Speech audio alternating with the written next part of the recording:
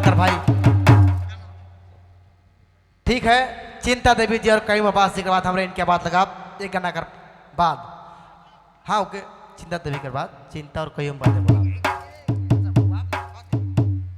मैं चाहूंगा चिंता देवी जी और कई अब्बास जी आप दोनों एक साथ मंच पर आएंगे क्योंकि अंतिम अंतिम कर बेरा है और कहा था सिंगल वाला गीत बहुत अलग अब तक युगल वाला गीत हमें चाहिए था हमरे युगल गीत बटे जाती चिंता देवी और कई अब्बास के मंच में आवाज लगा थी और उनकर बाद और चिंता देवी और कई अब्बास जी कर बाद संजय उरांव जी गाना गा पाए। ठीक है एक गाना बाद संजय उरांव जी फिर से गा पाए। चिंता देवी और कई अब्बास जी कर बाद हमरे आज का कार्यक्रम आगे बढ़ाते हुए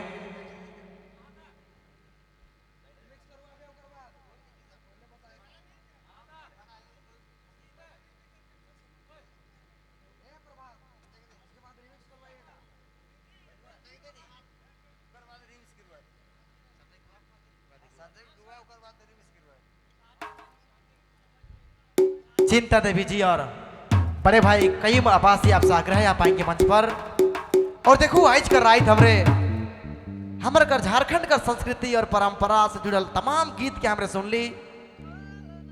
रिच रंग वाला गीत नाचे वाला गीत और कर पसंद वाला गीत हर गीत के हमरे सुन ली।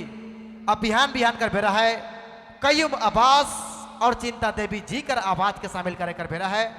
इनकर बाद हमरे फिर से कार्यक्रम तक बड़ा और सतीश उरांव जी अब जहां के भी हैं कृपया आप मंच पर आएंगे। सतीश उरांव जी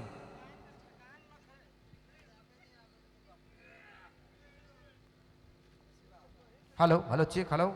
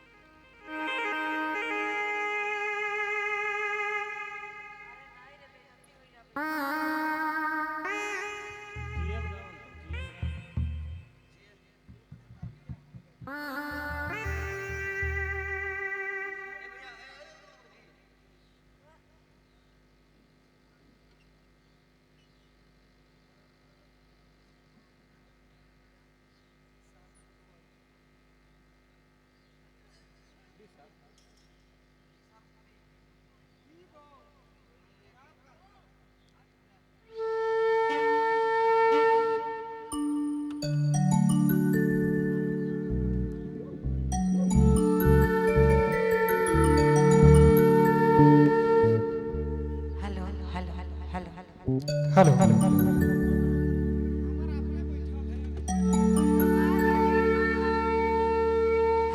हेलो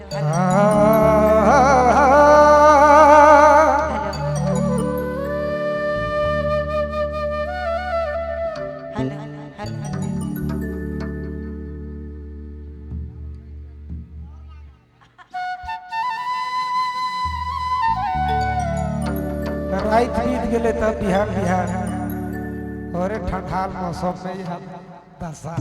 अच्छा हमरे घर आवाज दुए जन कर फसल है देखबा गलती ना करबा तो रोज डेली या फिर आई चलत नहीं फंसते जी हे रे जोड़ी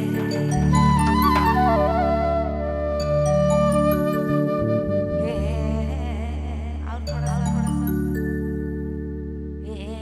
हर